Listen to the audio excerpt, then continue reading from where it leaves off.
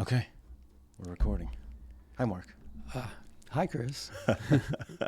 First, I want to say thank you for doing this. I've been wanting to do this since probably the beginning of the year.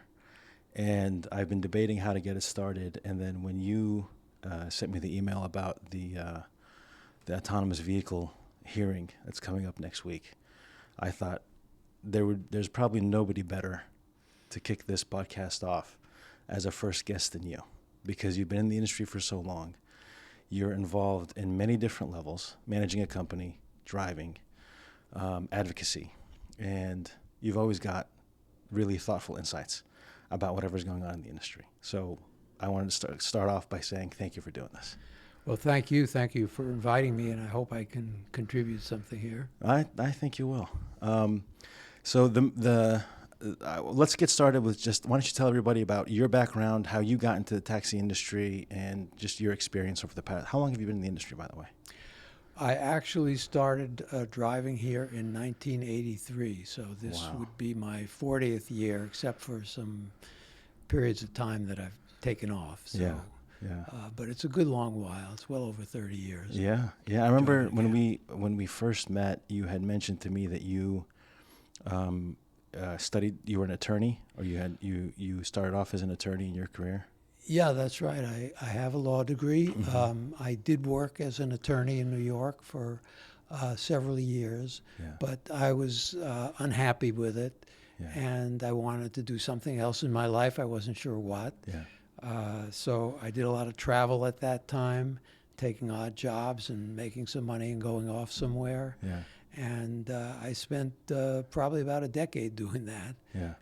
And then, finally came to roost in San Francisco. Mm-hmm. Had a few odd jobs, but eventually started driving a cab, and here I am. There you are. Yeah. It seems like everybody who I ask how they got started, it was something. Most of the time, it's something temporary, or I can make some cash, and then 10 years later, 15 years later, 20 years later, they're still doing it. Yeah, that's my case. It's almost 40 years Yes. later. Yeah. Absolutely. So how did you get started? How did you get introduced to driving a taxi? Actually, I drove a cab in New York back in the 1970s for a couple of very short periods of time. Yeah. Saved up some money, went off traveling, came back, drove a cab again. And in the Yeah. meantime, I had kind of settled on San Francisco and the Bay Area as the place that I wanted to live.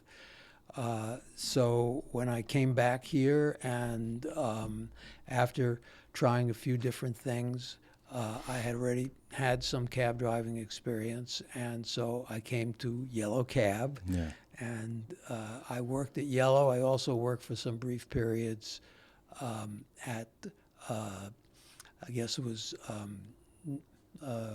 trying to think, Veterans and Yep. City Cab. Yep.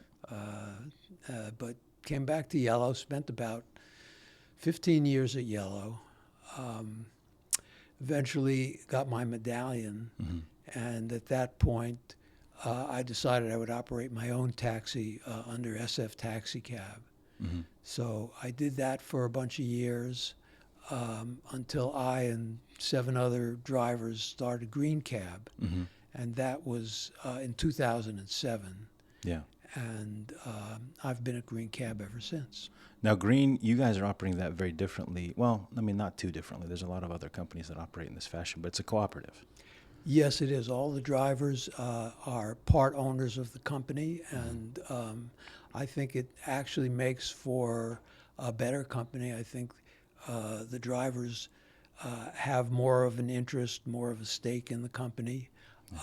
It's not what I would say a profitable stake, because there really isn't any profit at this point in the company, and unlikely to be. But there is a sense of ownership, and we have an elected board that the drivers elect, and they set the company policy.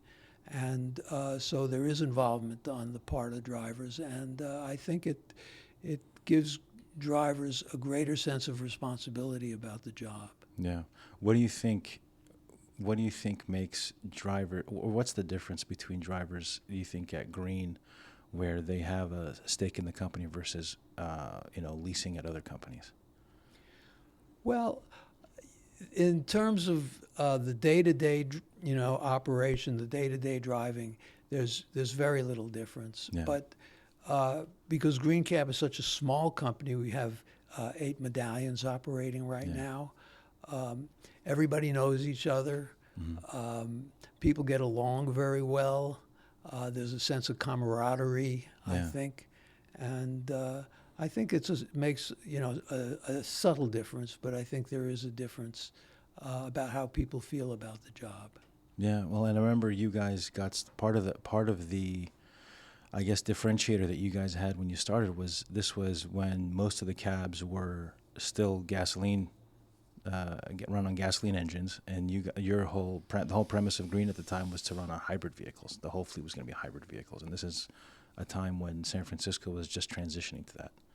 Yeah, well, that's why we called it Green Cab. That was one of the pillars kind of on which we built the company was Yeah. that we would be an environmentally responsible company. And we were actually the first fleet in the city to have an all-hybrid fleet. So that has been something that, we're very proud of. And we actually are a carbon neutral company because we offset the emissions that our vehicles produce by purchasing carbon credits. It's a voluntary thing, and we do it for the benefit of the environment and also in keeping with the company's mission. Yeah. Do you guys have any plans or thoughts about moving to electric vehicles? We have been looking at this. In fact, a couple of years ago, we were very close to starting with one electric vehicle. Yeah. The city was offering some incentives, and we took a close look at them, and we found out that there was a catch-22 because these vehicles are quite expensive. Right.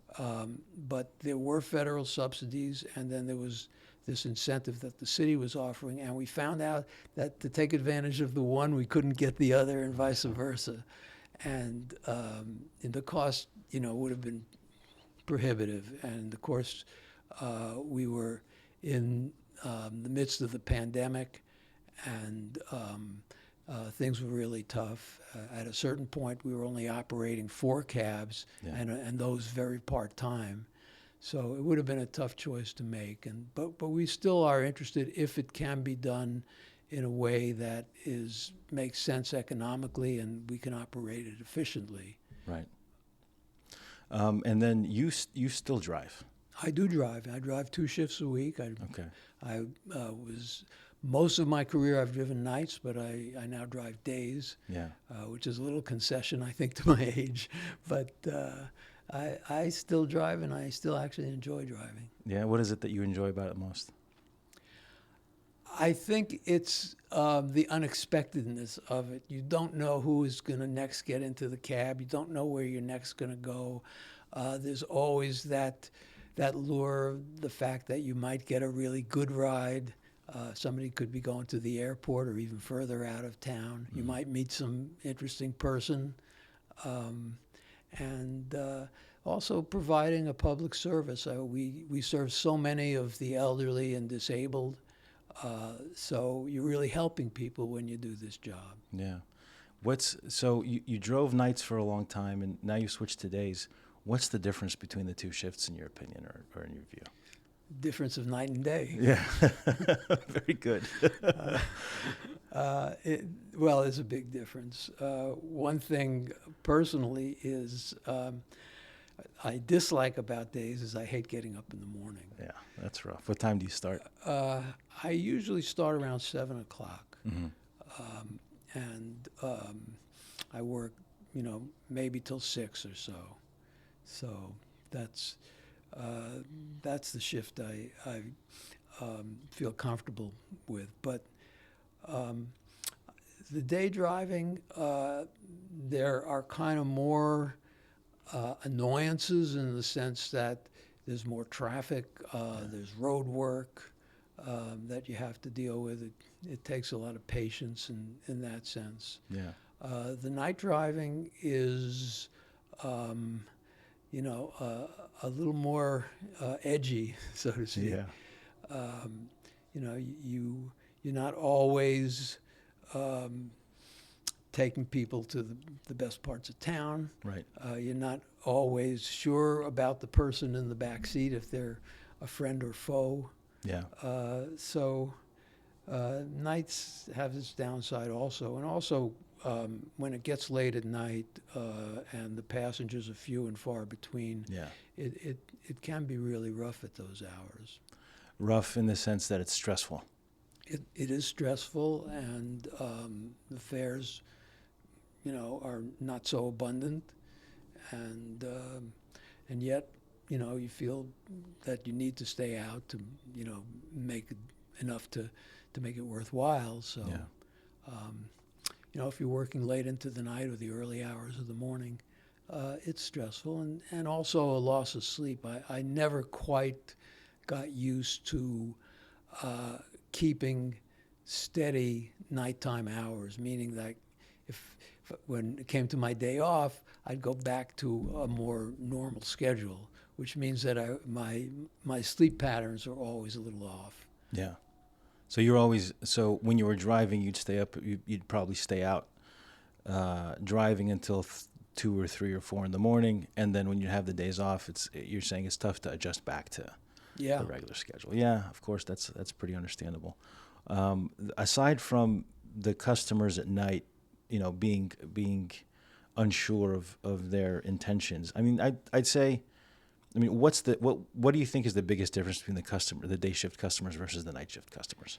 Well, the day shift, you're getting mostly, you get business people, you get people on their way to medical appointments, you get Right. people going to the supermarket or shopping, and it's much more routine. At night, you get more people going out for the evening.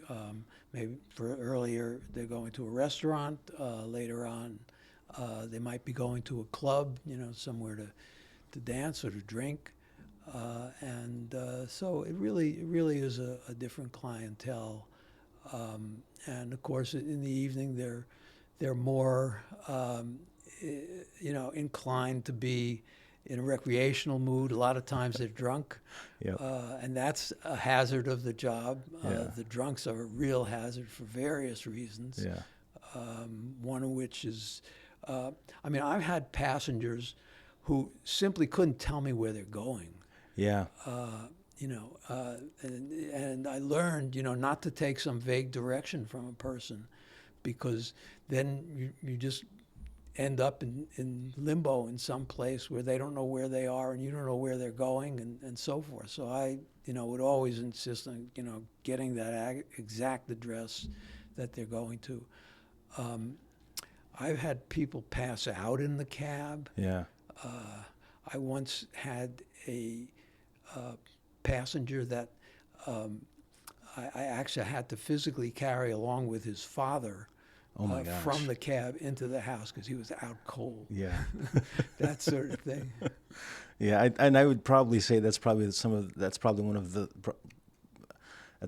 the least interesting stories you've got driving the night shift, I would say. Yeah. Well, yeah, it gets hairier sometimes. than Yeah? that, too. Yeah.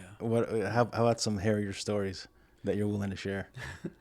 Well, I mean, you know, it's an unfortunate part of the thing, but we do a lot of drug runs, and you have that, and we do it during the day also. I mean, you know, drug use in San Francisco has gotten pretty widespread, and Yeah. so people take you down to a certain, and the minute they tell you where they're going, you know, You have a sense. have an idea of what they're doing. Yeah. And usually they get out of the cab and they talk to somebody, and something passes hands, and they Right. come back, and it's all fine. But at night, you know, especially if they're taking you into some part of town that's a little more of a problem, you know, you can. You feel a little apprehensive about the whole thing, Yeah. and you know, luckily I never had any problems and along those lines. In But, terms of being mugged or held up, or yeah, I have been held up, but it wasn't under those circumstances. I see. What do you do? I mean, how do you handle those situations when you know, like, the passenger gets in the cab, and they ask you to take them to a part of town where you feel unsafe. I mean, how do you handle those situations? Well, I think alertness is, the main thing. You have to, be very, very much on your guard. Yeah. Be aware of the passengers. Try to keep an eye on them in the rear view mirror. Talk to them Yeah. to get a sense of, are they nervous? Or do they seem like they might be, having some bad intentions Yeah. toward you? That's a great idea. Yeah. And just generally keep your feelers out for, what might happen. Actually, the one time I was robbed was not here; it was in New York, Mm. and some passengers got in the cab and they asked me to take them to a place in Brooklyn. I'm from Brooklyn, so I knew Brooklyn, but I didn't. This was in the very early days of my driving career. Didn't have a single thought about anything possibly going wrong until we got to this place and there were some projects there and they asked me to drive into the projects, which I did foolishly. Yeah. And as soon as we got in there, they pulled a gun and took everything I had, including, in those days I carried a radio because I guess the cab radio wasn't working or something like that, and I had my own radio. I took the radio, took all the money, and it's funny, but there was a cop sitting there half a block away that I hadn't noticed when I pulled into the into the project. And I pulled out and I, told them what happened, but these guys are long gone by then. Yeah. But after that, I have tried, whenever I feel uncomfortable with a passenger, I try to stay very, very alert. And of course, when we had the voice dispatch, you always had the option of letting the dispatcher know, Right. Where you were going and tipping them off that you may be having a problem. Yeah. Yeah. I remember when we did have that, the dispatchers always had certain phrases that they would, or you guys and the dispatchers had certain phrases that you would agree on, where if the dispatchers heard it from the driver, they knew it was something that they were scared or worried about the place that they were going or the passenger they had picked up, and the dispatcher would keep checking on you guys. Yeah, I think under the old citywide dispatch, we used the term Vegas. Yes. Somebody said Vegas. Well, Vegas was the emergency. I guess it was the emergency phrase, if I recall correctly. Where if you guys were something was going wrong, just jump on the phone and yell Vegas, and then they would know to send the cops. But I think it was, what was it? I think it was save me something in whatever neighborhood you were going to. I think that was the phrase that the dispatchers always. I remember them saying that this is the phrase that we give the drivers if they're feeling worried or apprehensive about a fare, and then the dispatchers would check on the driver through the radio every 4 or 5 minutes to make sure he's okay until he got to the destination and dropped off safely. Yeah, luckily I think it's a much safer job now. I remember going back to the 90s, and there were robberies happening left and right. Yeah. And there were also some murders. Yeah. And luckily, I think that era is mostly gone. I imagine that there still are some incidents. Probably you at Yellow are more aware of it because you have so much a bigger fleet. Yeah, I mean, drivers, there are stories of drivers having acid thrown in their face or bleach thrown in their face. Drivers, and most of the time it happens when a driver, at least recently, it happens when a driver is chasing after a customer over a nominal fare. It's like a $5, a $10, maybe a $15 fare, and they're really intent on getting paid, and the passenger has run out, and the driver chases them, and they turn a corner, and then there's 3 or 4 other guys or 3 or 4 other people waiting for them, and we always it's like never ever worth it. Just let it go. You're wasting your time. Just move on to the next one. You're gonna get another fare. You're gonna eventually get compensated. Just chalk that one up as a loss. It's not worth risking your life, your health, or what have you. That's a lesson that I've learned. Just blow it off, eat it. You know, Yeah. it might happen to me 4 or 5 times a year that somebody, steps out of the cab, Yeah. and I don't see them again, or they give me some kind of an argument, or try to, run a card that doesn't work, and then they Right. say they're going up into their house to Yeah. get the money, I'll and be right okay, back. Don't go anywhere. yeah, well, okay, leave me your wallet or leave me your cell phone or something. No, they don't have that. It's just not worth it. I mean, in the old days, a couple of times when people were arguing with me over, fairly substantial fares, I would call the cops, and Yeah. the cops, might or might not eventually come. But you waste so much time on this. Yeah. Or taking a passenger to the police station because they didn't pay you. So you go out of your way, you drive to the police station. You hope you can get a cop there that will, get them to cough up the money. I've learned it's just more efficient for your time, and also I think for your mental well-being, Yeah. to just let it go. It hurts, it's bothers the hell out of you, but it's in the end you're better off just eating it. Yeah. Letting it go. I think that's something. I mean, whenever you're in the service industry in general, whether it's driving a taxi, tending bar, working at a hotel, you're gonna run into these incidents, and I think you just have to chalk it up as part of the job. And like you said, it's better for your mental health. It's better for your well-being. Just let it go. Yeah, I mean, You gotta- if you run a convenience store, somebody's going to walk out with the Twinkies. I mean, it's just It's part of the job. part of the job. It's part of the work. Yeah. Yeah. What's your strategy when you drive in terms of, I mean, obviously you want to earn as much as you can during your shift. So what's your strategy when you drive, and how have you changed it between the day shift and the night shift? Well, actually, I think the biggest change is between pre-pandemic and post-pandemic, or maybe let's say pre-Uber and Lyft and post-Uber and Lyft. Right. Because in the old days, I would say the majority of the fares that I had were flags off the street. Yeah.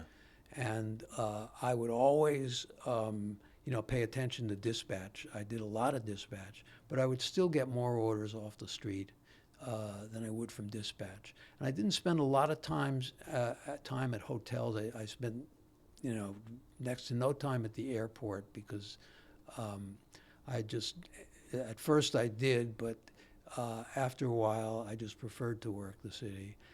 But I wouldn't spend a lot of time on hotel lines unless I could see it was a short line and it was busy, and then I might. But most of my fares were from driving around, and I would take anything from dispatch that seemed reasonable that I could get. And it was kind of, maybe 60-40 in that sense. I remember it was even more than that. I think it was around 75-25, where, I mean, San Francisco, New York is number one.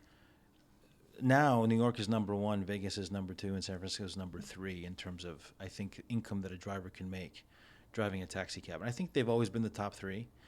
But what's unique about New York and San Francisco is both cities are peninsulas, and the landmass is limited, and it's much, much easier to get a cab. I think what makes Vegas lucrative is that it's kind of artificially limited because you've got the hotels, right? The cab stands are right there at the hotels, and you're on the Strip, and you make a ton of money just working the hotels. But we've always had, I mean, contrary to the rest of the country, I remember the numbers being like almost 75% street flags and 25% dispatch. I mean, the city's dense. It's, and most of the work and action, so to speak, is on the east side of the city, and it's easy to get a cab. It's easier for drivers to get fares, so it always worked out that way. Yeah, and that may be so. Thinking back, I couldn't tell you the exact percentage of one or the other, but Yeah. I can tell you that recently, and especially since the pandemic, the street business is almost gone. I mean, it's a Yeah. negligible portion of what I do. If I get one or two, flags in a shift, that's, probably about it. So I depend on the dispatch. I depend very heavily on the dispatch. I try to strategize, my location. Mm-hmm. Try to be in a zone that I think, might, have fares, and also try to be the first cab in the zone so Right. that I will get that next fare. I spend a lot of time or attention to the advance orders, Yeah. where they might be coming up and when they might be coming up, because you can sort of calculate that when you see a number pop up on the screen. You Right. can calculate out usually what time the person is going to want the cab. Yeah. And so, I think that strategy and positioning yourself is very, very important, to being able to do well at it. Yeah.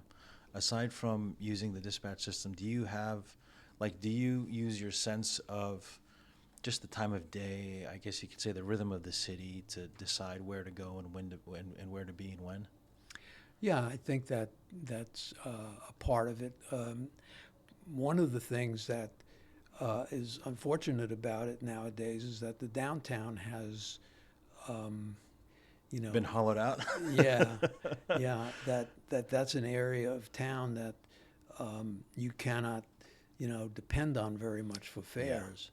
And if you're around Union Square, I mean, which I often am because, people take you there, but you'll see that there are 4 or 5 cabs sitting in the Union Square zone, and it doesn't really pay to spend a lot of time there under those circumstances. And if you Right. go out to maybe the financial zone, maybe there aren't any cabs there, but also there aren't any passengers there. Right. So you have to kind of determine where you think people might be. I find, for instance, that zones where maybe people aren't so affluent, Yeah. the Tenderloin, Yeah. the Fillmore, Yeah. places like that, they are heavier cab users. Yeah. And there are some downsides sometimes to certain areas of town, south of Market, like the mid-market area and so on. But there are also a lot of fares there. And, if you're close by, I think it pays to take those orders, because most of the time they're going to be there. 99% of the time they're going to pay you. Yeah. And it's not always, you don't always feel as comfortable doing that. But in the end, I have had very few problems, and I really think it's worth it to work those zones, even though, your level of comfort may not be quite as high as in Pacific Heights, for instance. Right. Right. Well, no, there are drivers that know how to, like you said, there are drivers who know how to work those zones, or those areas of town, and they know how, and they actually make pretty good income working in those areas, and they understand that there are going to be some risks that come with it, but for the most part, it works out. It seems like. Yeah, I think so. Yeah. How do you think? I mean, have you been driving day shift since the pandemic mostly? Yeah, I switched over to days when I came back. I took a break of almost 2 years, Yeah. when after the pandemic started, and when I came back, that's when I switched to days. And okay, so then you probably don't really have a good sense of what the night shift is like post-pandemic. Well, I talked to drivers, and I think that the late night hours are tough Yeah. for them. Yeah. And also at Green Cab, we don't have a lot of drivers working the night shift. We have, drivers who lease the cab by the week or 24 hours, and they may work into the night, but they keep more normal hours and not working the very late hours. And we only have a couple of drivers there who, will stay out, into the wee hours. So, and from what I hear from green drivers and other drivers who work those hours, is that remains tough. Yeah. I don't think that the clubs and the real late night business has come back, to anywhere near what it was before the pandemic. Yeah. Well, the other factor is that I think a lot of and this happened with Uber and Lyft. You mentioned, pre-Uber, Lyft, and post-Uber and Lyft. I think they've got a lot of the nighttime business, and it's just sort of stayed with them. Yeah, they have, because they have a younger clientele, and most of the Yeah. young people are using those services. Yeah. Even when it's against their interests, even when they're paying, a surge price that may be, 1.5 or 2 or 3 times what a taxi Yeah. would cost them. And even when the cab is sitting right out in front of the club, Yep. and then you see somebody fiddling with their phone and Yeah. calling an Uber or Lyft, it's just a cultural thing now. Yeah. And unfortunately, taxis are not cool, although there are still some young people who, dare to be different, Yes. and it's, thanks for those. Yeah. Yeah. Speaking of them, what are your thoughts on Uber partnering with taxis?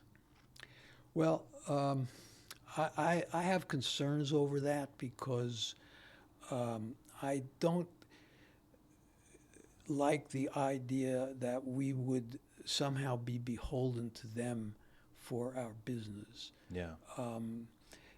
I know that Flywheel is doing this right now, and I'm not sure the volume of business that they're doing, but I know that for the first few months it was very, very small. Yeah. And at that level, I think no great harm done. But I'm really afraid that if this happens on a large scale and we become really dependent on them, and then what happens if somebody pulls the plug?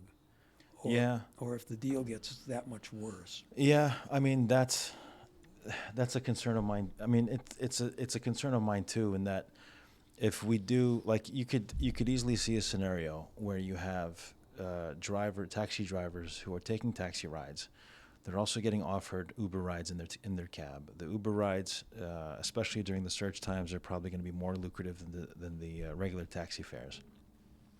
They're going to start taking those rides, and like you said, maybe the fleet start to expand. The drivers start planning a lot of their work hours or their shift around taking some of those surge price rides. And then then you're right. Then you become beholden to them. You could get to a situation where you're beholden to them, or you're reliant on them. Sorry, for the bulk of your income. And if things change, if they decide they don't want the partnership anymore, if they decide to change rates, then the drivers are kind of SOL. And it could be a scary thought. I've talked to a couple of Flywheel drivers who basically are Uber drivers now. One guy told me he takes Really? 20 or 25 Uber rides a shift. Yeah. And he admits that he makes less money than he would on a cab fare for those rides, but I guess he feels the volume is sufficient to make up for it, or else he just has gotten into that groove and feels more comfortable with those rides than he does with the taxi rides.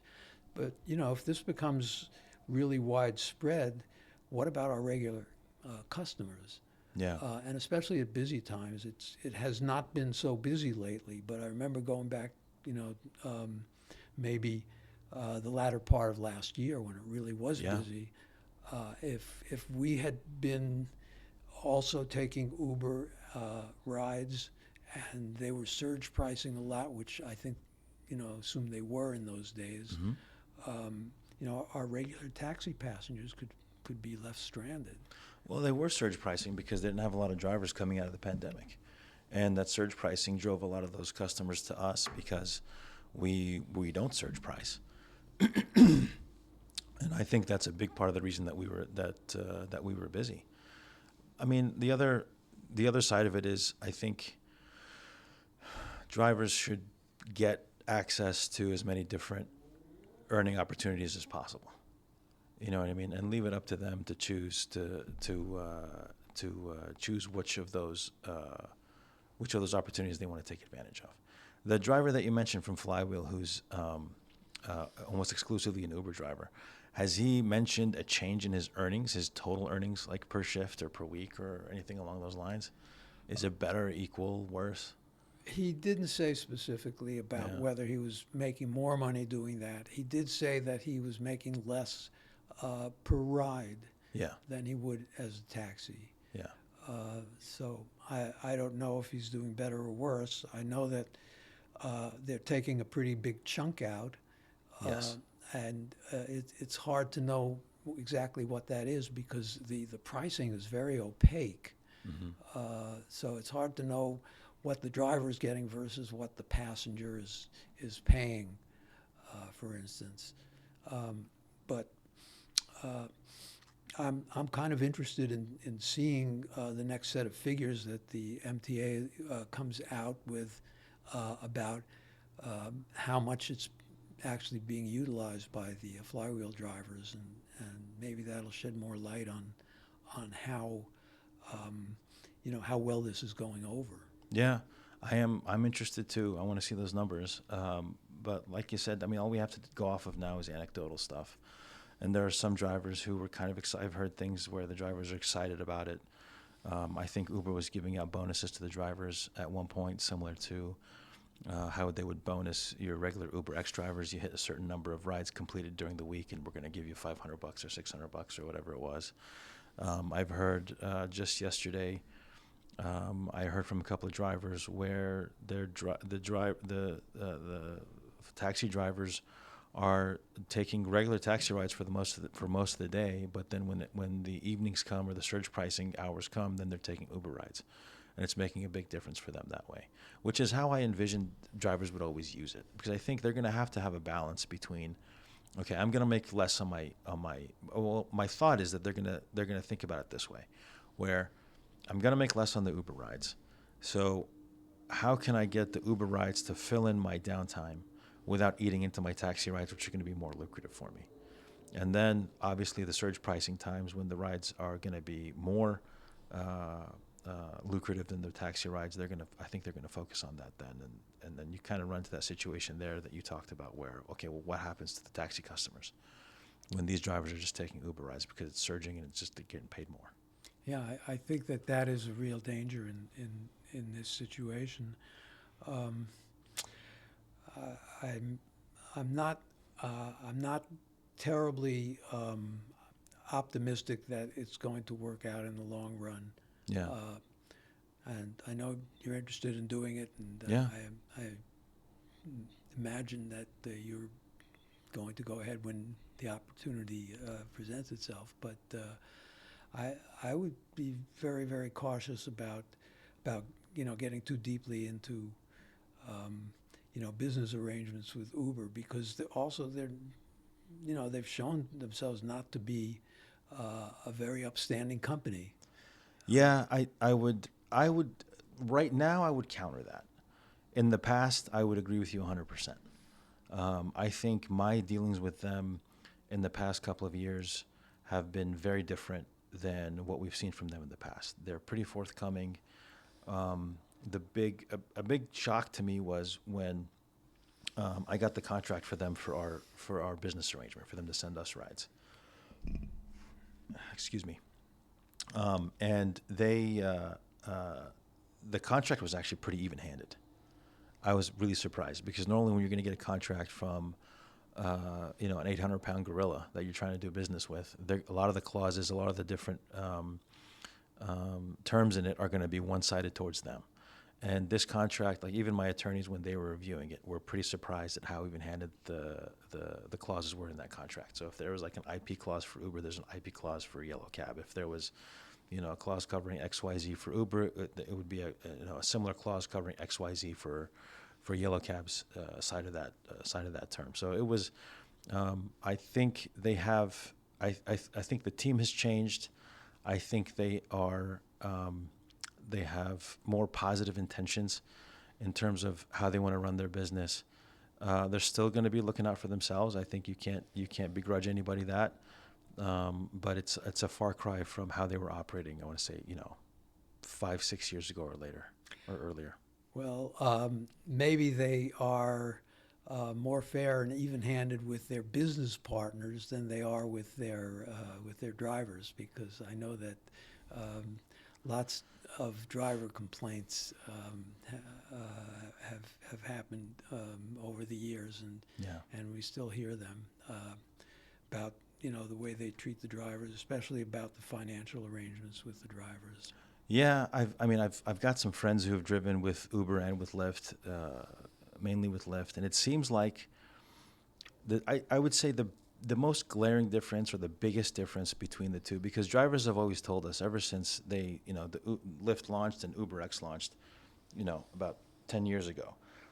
The difference that I've always heard from drivers was, I'm going to make the same money driving a taxi or driving for Uber or Lyft, but I have to work a lot harder to make that money with Uber or Lyft.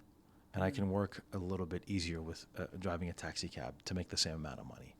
The other thing that I would say I think is different, I mean, I have no data to support this, but my hunch would be that your opportunities for having those big, surprise days where you're making, instead of making a couple $100 a day, maybe you made $500 that day, or maybe you made $600 that day, or having that, that rare trip that goes to Tahoe or that rare trip that goes to LA. I think you're giving up those opportunities when you're driving with a rideshare company versus when you're driving a taxi cab, because they're going to keep the bulk of that, the upside on those trips. Yeah, I think that's true on those long rides, Yeah. and when they're surge pricing, they take a major share, a much larger share Yeah. than they do on the shorter rides. Yeah. And as a driver, you're completely in their hands and at their mercy in terms of what you're getting paid. Obviously, they have to try to make it at least lucrative enough to hold on to their drivers. But that's the other side of it. They have so many part-time people and people who have other Yeah. jobs who are just trying to make a little extra income, and therefore they're not dependent on it for their living as taxi drivers are. Yeah. And they can get away with you know, really paying them at a lower scale than a taxi driver gets. And then, if a taxi driver wants to supplement their own income by taking those fares, that may be to that driver's immediate benefit. But I do worry and have concerns about whether we're kind of selling ourselves short by partnering with them. I mean, I think at the end of the day, we'll see what happens. There's drivers, from my experience in talking to drivers about this, there's a small contingent of drivers that are really excited about it. There are more drivers that are skeptical. There are a couple of pretty vociferous drivers who are against it. But I think at the end of the day, drivers want to make as much money as they possibly can. And if that means sprinkling in some Uber X rides with their taxi rides, I think they're going to do it. And also more power to them. I think drivers should be able to earn as much as they can possibly earn in this job. Well, we have somewhat of a disagreement Yeah. on this point. Yeah. So speaking of disruptive technologies, Yes. we've got the autonomous vehicle hearing coming up August 10th. It's been postponed a couple of times. Originally, it was, I think, set in May, and this is where the PUC is going to grant a full-on license for Cruise and Waymo to operate in San Francisco. Yeah, that's right. The California Public Utilities Commission is regulating what they call autonomous vehicles, or AVs, Mm-hmm. and in the same way that they regulate Lyft and Uber, Right. they're categorized a little differently. Lyft and Uber are TNCs, and these are charter party carriers. It's more in the realm of limousines. Right. But they're basically all under the same regulation, or under regulation, I would say, because none of them are being regulated to the extent that they should be. And Cruise, which is a subsidiary of General Motors, right now has permission to operate commercial passenger service, but only between the hours of 10 at night and 6 in the morning, and only in certain parts of town. Waymo, which is a subsidiary of Alphabet, which is basically Google, Right. has been operating on a test basis, which means that they can carry passengers but not charge them. They have their own employees, and I think a list of others who can use the service, but not for pay. And they've been doing this for a while, as Cruise has also. But both of them now have applications in to perform full-time, 24/7 service, basically all over town, with no limitation on the numbers of vehicles. And we saw what happened with Uber and Lyft without limitation on numbers. These applications would allow them to do this 100% of the time with as many vehicles as they want to use. And the decision on this has been put off twice. It originally came up in June, and then they postponed a vote until July, and then in July they pushed it back into August. So August 10th, next Thursday, a week from today actually, is the scheduled vote. And before that, they're also holding a meeting next Monday on the 7th. And the reason they call that meeting is that San Francisco has been complaining very loudly about the operation of these vehicles in terms of their interference with police and firefighters and muni buses. They have had a number of incidents. I know that as of a month or two ago, they had counted up 18 different times that these vehicles had interfered with firefighting operations. Yeah. And they have gone into active, gone through yellow tape into active police crime scenes. They have interfered with muni operations, and they have caused chaos on the streets. There was one time when about a dozen of them came to a dead stop in one intersection on Gough Street and tied up the traffic for hours. Wow. They have to wait to send people out, to pick up these vehicles and get them off the streets. So there have just been innumerable incidents. Hundreds of them have been reported to the city, but beyond the reports, there have undoubtedly been many, many more. I witnessed one myself. I was driving up Franklin Street, and there was one of these cruise cars, and it was lurching forward and stopping. Maybe every 20 or 30 feet, it would come to a dead halt, and then it would lurch forward again another 20 or 30 feet, and it was kind of hopping, skipping up the street like that. Yeah. And I didn't report it, and I'm sure that most people don't report these kind of things, but they're happening all the time, which tells me that they are not fit for the driving task, that they are just not up to par yet to be able to do this. And yet, city, or I should say the CPUC seems ready to go full steam ahead. We're hoping that they won't. We are planning on two protests actually next week. One before the Monday meeting, which is an afternoon meeting. It starts at 1 o'clock, and they're going to be hearing from the city and from Waymo and Cruise and other parties, including the San Francisco Taxi Workers Alliance, because we are a party to the rulemaking proceeding, and people are going to have a chance to say what they think specifically about the issue of interfering with first responders. Yeah. So we're planning a protest before that meeting. The meeting starts at 1, and our protest would be at 11:30 at the CPUC headquarters, which is right at McAllister and Van Ness.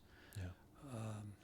And then again on Thursday, when they take a vote, that's an 11 o'clock meeting, and we are going to be protesting starting at 9:30 in the morning. Okay. And what are you guys hoping to achieve with the protest?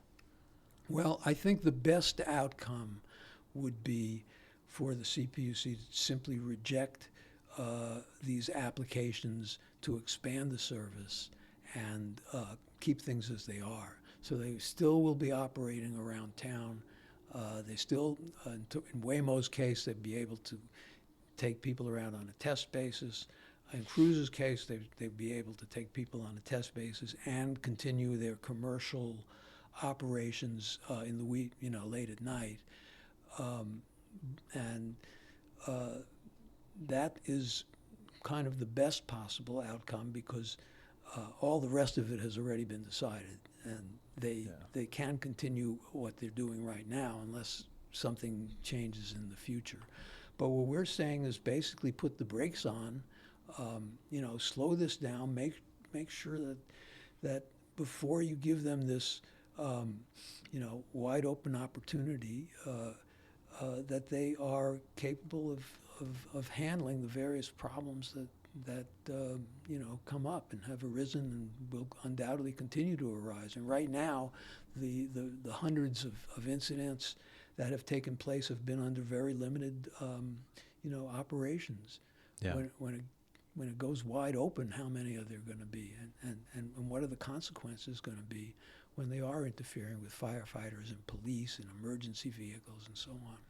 Yeah, I mean, first the interfering with first responders, I think, is a big deal. The other thing that this reminds me of is when the TNCs first started, they effectively pushed some costs that they should have, I think, that they should have borne themselves onto society, right? And like you mentioned, the congestion, because the TNCs were regulated by the CPUC, there was no limit on the numbers of cars they could put on the road, and that caused a ton of congestion. I think there was one study that came out, I don't know if you remember it, where they said that the congestions, I think it was San Francisco, had gone up by 60% since the TNCs had started, and TNCs were accountable for half of that increase.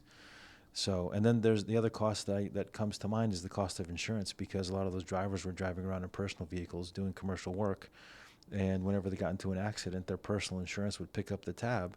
And you'd probably have to look up some data on this, but I think insurance rates in San Francisco or in areas where TNCs were really prevalent started to go up, and you could probably see a correlation between the two. Yeah, when Uber and Lyft started, they were touting themselves as environmentally beneficial Yeah. because they were going to take people out of their private cars Right, and, right. and do all this. And of course, it turned out to be exactly the opposite. Several studies done by San Francisco and by others have, shown that they have had a tremendously detrimental effect on congestion. And of course, with more congestion, you get more air pollution and so on and so forth. Right. So in terms of Waymo and Cruise, Yeah. well, they are operating electric vehicles. So in terms of air pollution, the impact may not be so great, but there still will be an impact if there is increased congestion. And there will be increased congestion because the more vehicles on the street, obviously, the more the streets will be congested. And the other aspect of this is Uber has an explicit policy of trying to take people out of public transit and into using their vehicles. I mean, it's right there in their annual reports, and that this is one of their goals. The same is going to be true with Waymo and Cruise. Part of their target is not just going to be people in their private cars. It's not just going to be taxi drivers and Uber and Lyft drivers. It's going to be public transit that they are going to be targeting for their customers. And that's very detrimental to the city. It does create more congestion. It does make it harder for the city to provide the services that they do.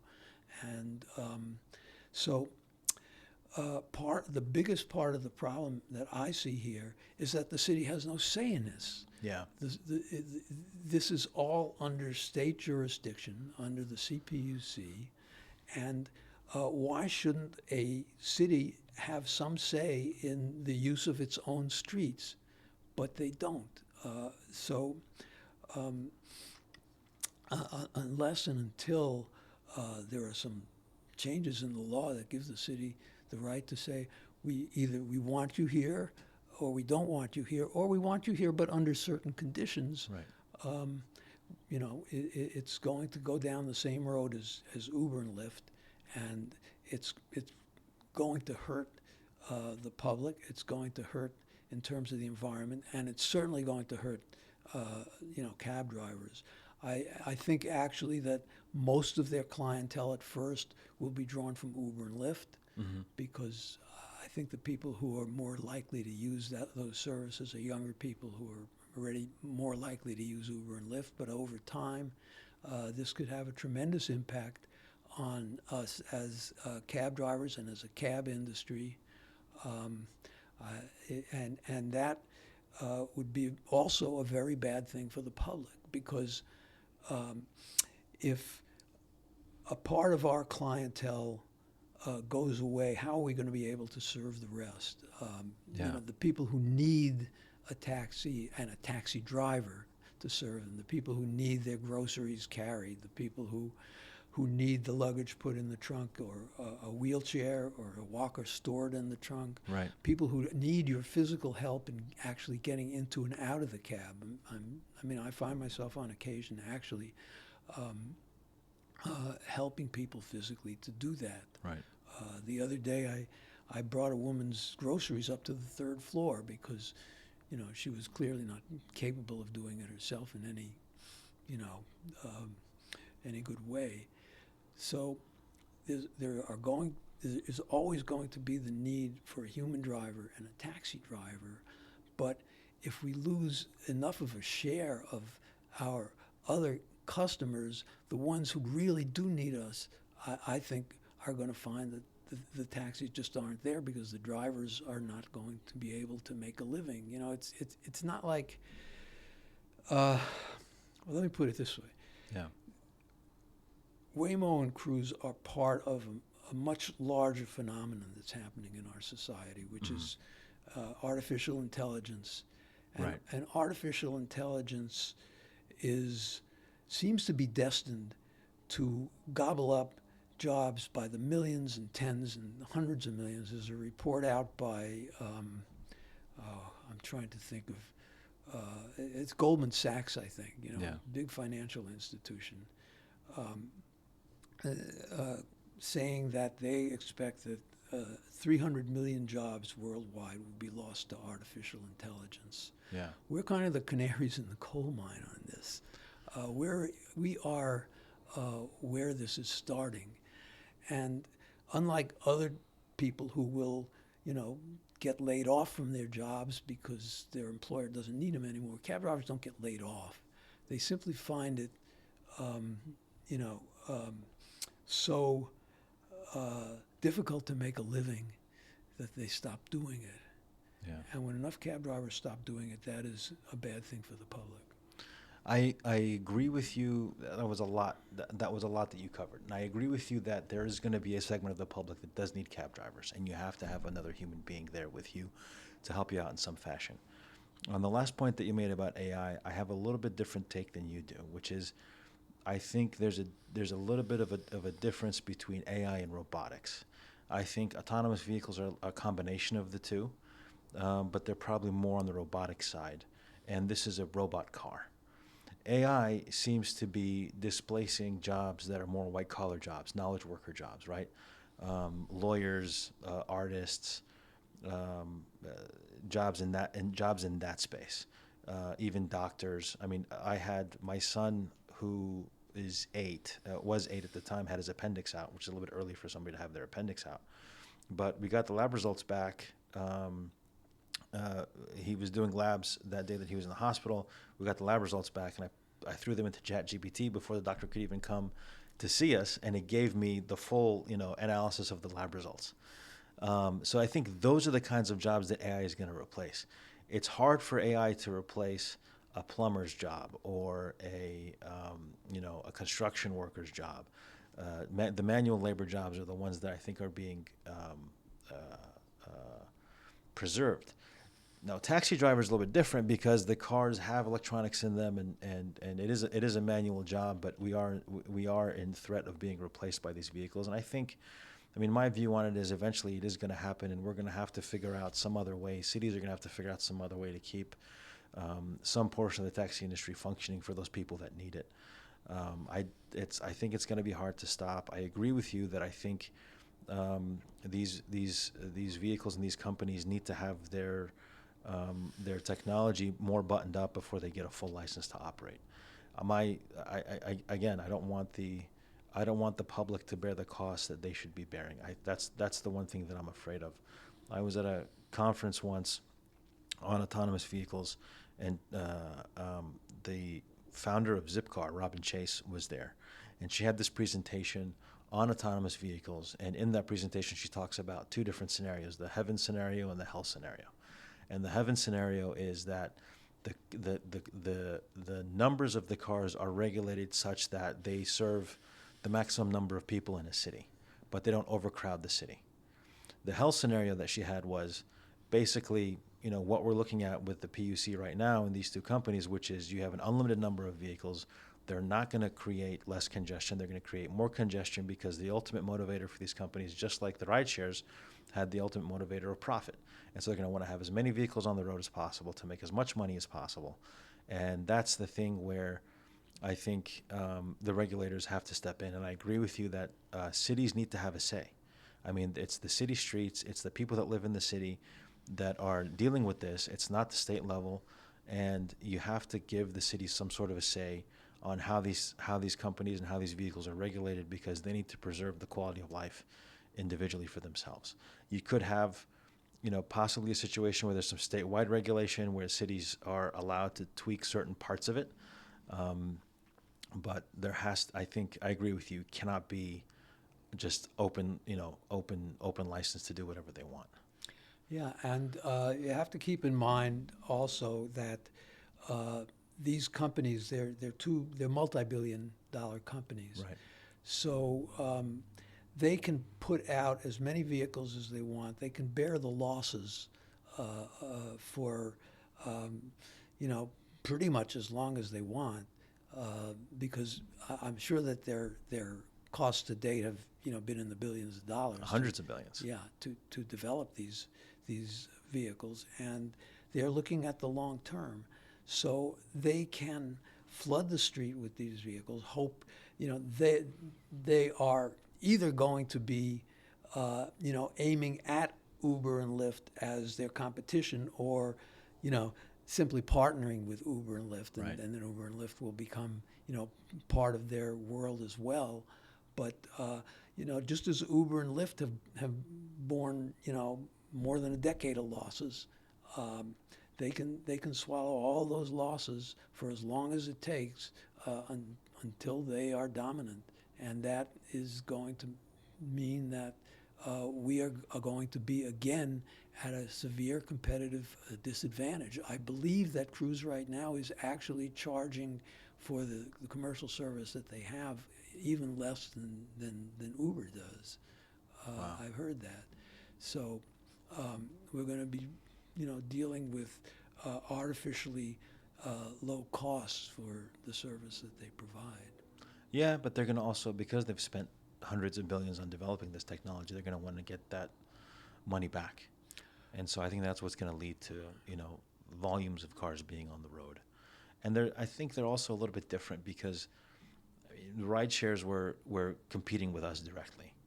The autonomous vehicles have such a different proposition, where it's no driver in the car, that you're going to have, I think people will gravitate to that naturally. And I believe I even read an article somewhere or a headline where Uber had already talked to Cruise about partnering with them and sending them rides too.